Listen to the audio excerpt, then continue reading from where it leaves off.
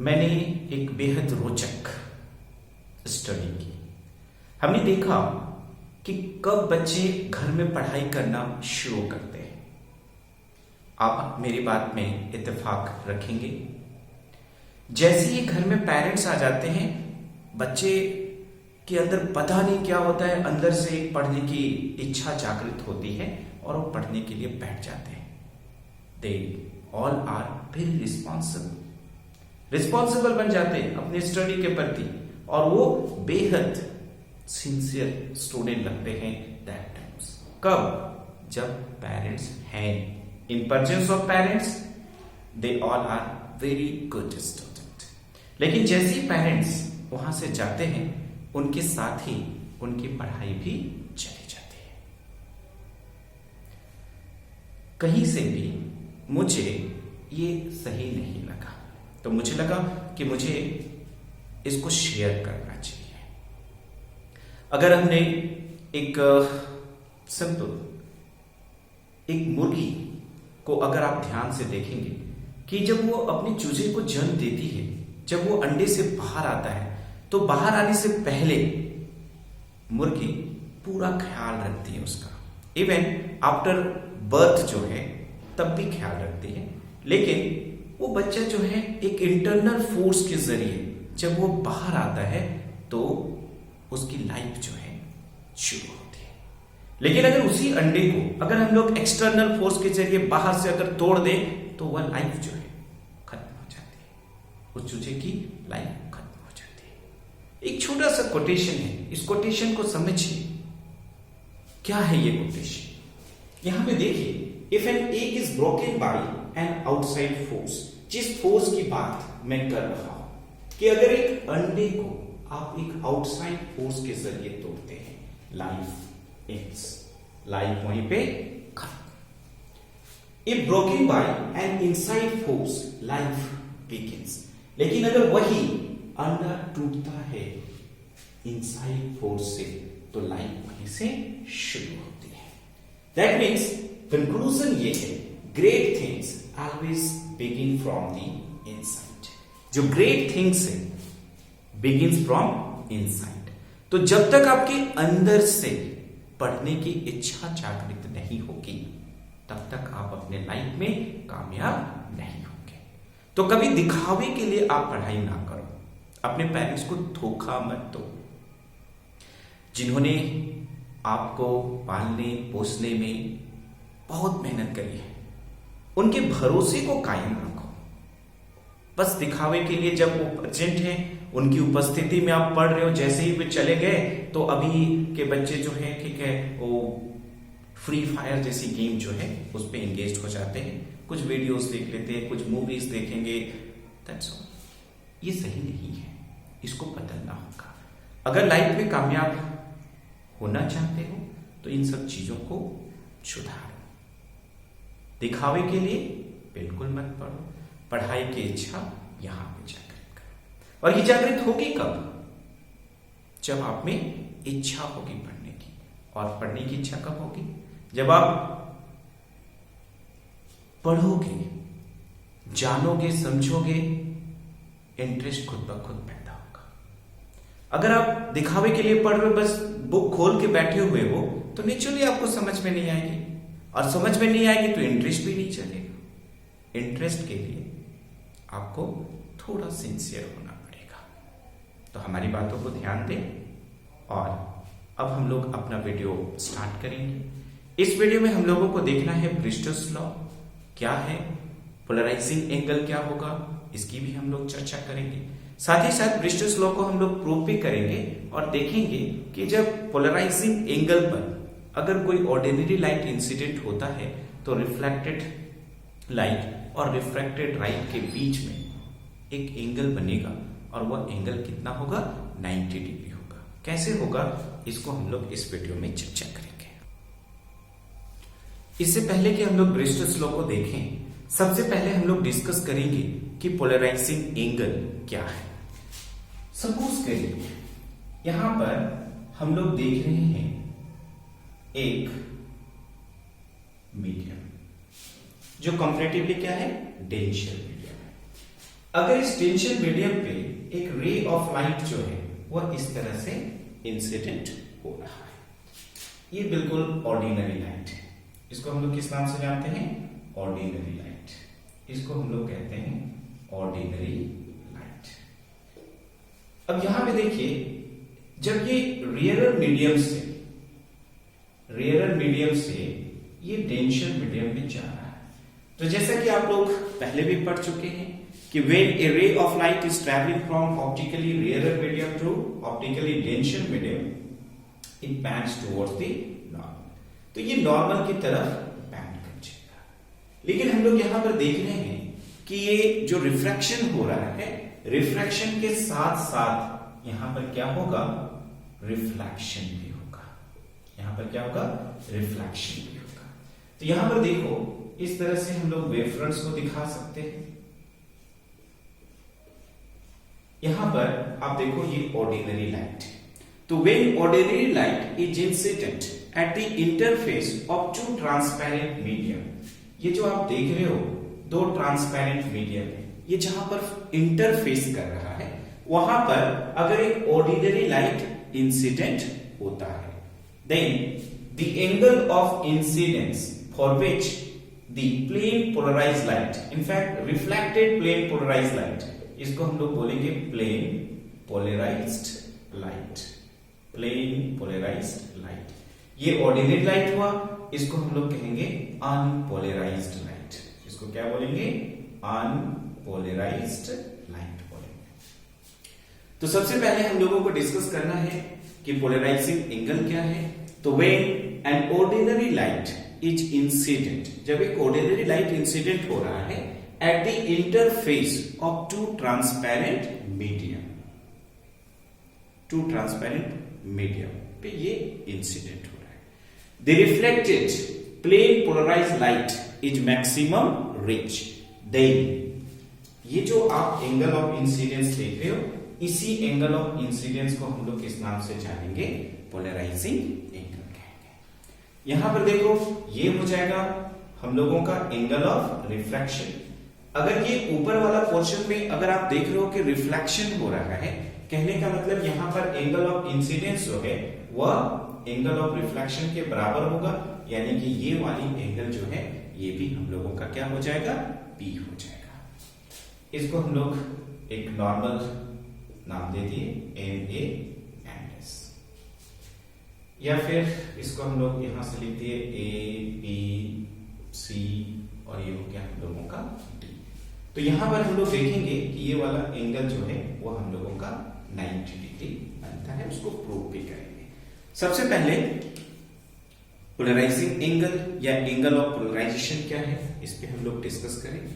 तो when ordinary light is incident at the interface of two transparent medium, the reflected plane polarized light is maximum reach, called polarizing angle और angle of polarization. Now अब आते हैं bristles law पर। ये bristles law है क्या? सबसे पहले इसकी स्टेटमेंट को हम लोग यहां पर देखेंगे। स्टेटमेंट क्या है? तो it states that when ordinary light is incident at polarizing angle, अगर इंसिडेंट रे इंसिडेंट होगा पोलराइजिंग एंगल पर on the interface of two transparent medium, then the refractive index of the medium is equal to the tangent of the angle of polarization। तो इस परिस्थिति में mu की जो value है वह tangent of angle of polarization के बराबर होगी। तो ब्रिस्टल्स लॉ क्या है? It states that when ordinary light is incident at polarizing angle at the interface of two transparent medium, then refractive index of the medium is equal to the tangent of the angle of polarization। तो condition based है कि अगर ordinary light incident होगा polarizing angle पर, कहां पर? तो at the interface of two transparent medium. तो उस परिस्थिति में ये जो आप ट्रांसपेरेंट मीडियम देख रहे हैं, इसकी जो रिफ्रैक्टिव इंडेक्स होगी उसकी value tangent of the angle of polarization के बराबर होती है। क्लियर है? एक बार बार फिर से समझिए ब्रिस्टल्स लॉ क्या है, इसकी स्टेटमेंट क्या है। तो it states that when ordinary light is incident at the interface of two transparent medium, then the refractive index of the medium is equal to the tangent of the angle of polarization, that is mu is equal to tan p। Diagram को गौर से देखेंगे कि जो refracting medium है उसकी जो refractive index है mu, उसी की वैल्यू जो है tangent of the angle of polarization के बराबर होगी। अब हम लोग यहां पर ये देख रहे हैं कि ये जो आपका रिफ्लेक्टेड रे है और जो रिफ्रैक्टेड रे है, जैसा कि हमने कहा कि इन दोनों के बीच में बनने वाला एंगल जो है वो 90 डिग्री का बनेगा। कैसे होगा 90 डिग्री का, ये हम लोग देखते हैं। तो ये जो लॉ है ब्रिस्टल्स लॉ, उससे इक्वेशन भी हम लोगों का तैयार हो गया कि म्यू इज इक्वल टू क्या हो गया, tangent of the angle of polarization. According to, अगर हम लोग बात करें according to Snell's law of refraction, अगर हम लोग स्नेल्स लॉ ऑफ रिफ्रैक्शन से देखें, स्नेल्स लॉ ऑफ रिफ्रैक्शन से, तो स्नेल्स लॉ ऑफ रिफ्रैक्शन में हमने ये पढ़ा है कि mu is equal to sine I by sine R होता है। म्यू इज इक्वल टू क्या होता है, sine I by sine R. लेकिन इस केस में अगर हम लोग देखें तो ये जो आई है वह किसके बराबर है, एंगल ऑफ पोलराइजेशन के बराबर है, यानी कि आई को ही हम लोग क्या लिख रहे हैं, पी लिख रहे हैं। तो यहां पर म्यू इज इक्वल टू हो जाएगा हम लोगों का sine P divided by sine R, और ये हो गया हम लोगों का इक्वेशन नंबर 2। तो आप देखो इक्वेशन नंबर 1 जो है ये भी म्यू का वैल्यू है, जो इक्वेशन नंबर 2 है ये भी हम लोगों को म्यू का वैल्यू दे रहा है। ऑब्वियसली अगर इन दोनों को अगर हम लोग कंपेयर करें तो ये दोनों आपस में क्या होंगे, बराबर होंगे। तो इस तरह से कंपेयरिंग है ना, अगर हम लोग कंपेयर करें, comparing equation 1 and equation 2 we get, अगर इन दोनों को हम लोग कंपैरिजन करते हैं तो क्या मिलता है, तो आप यहां पर देखो sine P divided by sine R is equal to हम लोग लिख सकते हैं टेन पी। अब यहां पे देखिए ये हो गया हम लोगों का sine P divided by sine R is equal to, अगर हम लोग टेन थीटा को लिखना चाहे क्या लिख सकते हैं, टेन थीटा को sine theta by cos theta.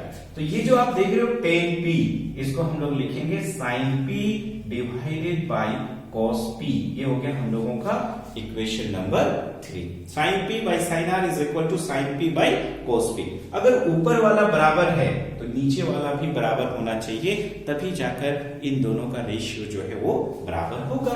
कहने का मतलब साफ है कि ये जो साइन आर है that should be equal to cos P. इसी को हम लोग क्या लिख सकते हैं, sine R is equal to sine 90 degree minus P लिख सकते हैं। साइन 90 डिग्री माइनस थीटा का वैल्यू जो है वो क्या होगा, कोस थीटा होगा। दैट्स व्हाई कोस पी को हम लोग साइन 90 डिग्री माइनस पी लिख सकते हैं। अब यहां पर देखो ये साइन साइन जो है वो हम लोगों का कैंसल आउट हो जाएगा। अब यहां पर देखिए क्या आ जाएगा, तो R is equal to 90 degree minus P, यानी कि यहां पर हम लोग लिख सकते हैं R plus P is equal to 90 degree. क्या लिख सकते हैं, R plus P is equal to 90 degree. तो ध्यान से यहां पर देखिए डायग्राम में ये रहा हम लोगों का R और ये रहा हम लोगों का P, ठीक है। ये पूरा का पूरा जो है हम लोगों का कितना बनेगा, 180 डिग्री। तो अगर ये R plus P is equal to क्या है, 90 डिग्री है, तो जो रिमेनिंग है CBD यहां से हम लोग लिख सकते हैं, hence angle CBD is equal to 90 degree. Angle CBD का वैल्यू कितना हो जाएगा, 90 डिग्री। तो कंक्लूजन क्या है कि when an ordinary light is incident at polarizing angle, then reflected ray and refracted ray are perpendicular to each other. अगर ordinary light incident होगा पोलराइजिंग एंगल पर, तो उस परिस्थिति में reflected ray and refracted ray are perpendicular to each other. दोनों के बीच में बनने वाला एंगल कितना होगा, 90 डिग्री का होगा, राइट। अब यहाँ पर हम लोगों को ये भी पूछा जा सकता है कि ब्रिस्टल्स लॉ क्या है, तो पहले आपकी इसको उसकी स्टेटमेंट लिखनी होगी, है ना, एंड देन आफ्टर अगर आपको ये प्रूव करने के लिए बोला जाएगा कि अगर एक ऑर्डिनरी लाइट इंसिडेंट होता है पोलराइजिंग एंगल पर, तो रिफ्लेक्टेड रे और रिफ्रैक्टेड रे के बीच में बनने वाला एंगल 90 डिग्री होता है, इसे प्रूव करिए। तो ये प्रूफ जो है आपके सामने है। क्लियर? सिर्फ अगर ब्रिस्टल्स लॉ पूछा जाता है तो ब्रिस्टल्स लॉ का स्टेटमेंट लिखेंगे और ये डायग्राम बनाएंगे, और ये जो पहला वाला इक्वेशन है mu is equal to 10p यह लिख देंगे। अगर रिफ्लेक्टेड रे और रिफ्रैक्टेड रे के बीच में बनने वाला एंगल 90 डिग्री होता है when ordinary light is incident at polarizing angle, ये प्रूव करने के लिए आता है, तो फिर ये एक्सप्रेशंस को करना है। समटाइम्स आपको ब्रिस्टल्स लॉ के साथ साथ जो ब्रिस्टल्स लॉ है उसको प्रूफ करने के लिए पूछा जाता है, तो उसका प्रूफ जो है किस तरह से करेंगे आइए देखें। अब सपोज करो क्वेश्चन पूछता है state and proof bristles law. Bristles law का स्टेटमेंट लिखिए और उसको प्रूफ भी करिए। तो मैंने आपकी सुविधा के लिए यहां पर इसके स्टेटमेंट को लिख दिया है। तो सबसे पहले ब्रिस्टल्स लॉ का हम लोग क्या लिखेंगे? स्टेटमेंट क्या है? It states that when light is incident at polarizing angle, अगर लाइट इंसिडेंट होता है कितने एंगल पर? पोलराइजिंग एंगल पर, at the interface of a refractive medium. कहां पर? तो at the interface of a refractive medium. The refractive index of the medium is equal to the tangent of the angle of polarization. तो यहां पर हम लोग देख रहे हैं कि इस परिस्थिति में म्यू इज इक्वल टू कितना होगा? 10p होगा। म्यू इज इक्वल टू कितना होगा? 10p। यही है हम लोगों का ब्रिस्टल्स लॉ। अब अगर सपोज करिए इस ब्रिस्टल्स लॉ को हम लोगों को प्रूफ करना है, तो प्रूफ हम लोग कैसे करेंगे? प्रूफ कैसे करेंगे? तो अभी अभी जो हमने बताया कि when ordinary light is incident at polarizing angle at the interface of a transparent medium, then reflected ray and refracted ray are perpendicular to each other. तो यहां पर हम लोग इसको लिख भी सकते हैं लैंग्वेज में, अदरवाइज हम लोग डायरेक्ट भी शुरू कर सकते हैं। तो when an ordinary light is incident at polarizing angle, जब एक ऑर्डिनरी लाइट इंसिडेंट हो रहा है पोलराइजिंग एंगल पर, then reflected ray and refracted ray, ध्यान देंगे, refracted ray are perpendicular to each other. तो इस परिस्थिति में हम लोग देखते हैं कि रिफ्लेक्टेड रे और रिफ्रैक्टेड रे जो है ये दोनों एक दूसरे के क्या होंगे? परपेंडिकुलर होंगे। दैट इज यहां पर एंगल देखो CBD की जो वैल्यू है वह कितनी हो जाएगी? 90 डिग्री होगी। अगर CBD 90 डिग्री है, हेंस हम लोग ये लिख सकते हैं कि R plus P is equal to क्या होगा? 90 डिग्री होगा।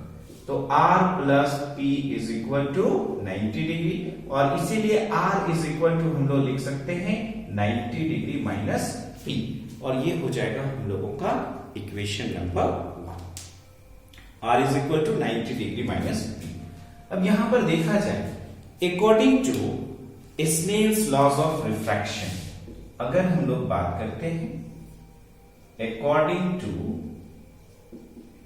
स्नेल्स लॉ ऑफ रिफ्रैक्शन, अगर हम लोग स्नेल्स लॉ ऑफ रिफ्रैक्शन की अगर हम लोग बात करते हैं, स्नेल्स लॉ ऑफ रिफ्रैक्शन की, तो म्यू इज इक्वल टू होता है sine I by sine R। Mu का वैल्यू कितना होता है? Sine I by sine R। तो अब यहां पर देखो I जो है वो कितने के बराबर है? साइन P के बराबर है। R का वैल्यू कितना है? 90 डिग्री माइनस P। तो यहां पर हम लोग लिख सकते हैं साइन 90 डिग्री माइनस P, और साइन 90 डिग्री माइनस P क्या हो जाएगा? कोस P। तो इस तरह से अगर आप देखो म्यू इज इक्वल टू, चूंकि एंगल ऑफ इंसिडेंस जो है एंगल ऑफ पोलराइजेशन के बराबर है, इसलिए आई को हमने पी लिखा है। अब यहां पर देखिए ये हो गया हम लोगों का साइन पी डिवाइडेड बाय जो साइन 90 डिग्री माइनस पी है, इसको हम लोग लिख सकते हैं कोस पी। और इस तरह से देखा जाए तो म्यू इज इक्वल टू क्या हो जाएगा, टेन पी हो गया। चाहो तो इसको इक्वेशन नंबर 2 के साथ यहां पर आप प्रूफ लिख सकते हो। क्लियर है? तो हमने देखा बड़ी आसानी से ये हमारा प्रूफ हो गया। बस एक नोन डाटा हम लोगों को यहाँ पे लेके चलना है कि जब भी ऑर्डिनरी लाइट इंसिडेंट होगा पोलराइजिंग एंगल पर, तो उस परिस्थिति में रिफ्लेक्टेड रे और रिफ्रैक्टेड रे जो है इन दोनों के बीच में 90 डिग्री का एंगल बनेगा या दोनों एक दूसरे के परपेंडिकुलर होंगे। तो सीबीडी का वैल्यू 90 डिग्री, तो R प्लस P का value 90 degree, R is equal to 90 degree minus P। Snell's laws of reflection से mu is equal to sine I by sine R, I P है, that is angle of polarization. तो sine P divided by sine 90 degree minus P, और sine 90 degree minus P को cos P लिख सकते हैं। तो mu is equal to sign P बटा cos P आया, और आप जानते हो sine theta by cos theta tan theta होता है, तो म्यू इज इक्वल टू हो जाएगा हमारा 10 p। होप सो हमारा ये वीडियो आपको पसंद आया होगा। अगर आपको ये पसंद आया है तो हमारे चैनल को सब्सक्राइब कर लें, ताकि ऐसे ही एग्जामिनेशन से पहले भी और एग्जामिनेशन के बाद भी आपको ढेर सारे वीडियो मिल सके। तो इस वीडियो में इतना ही। Thank you for watching this video.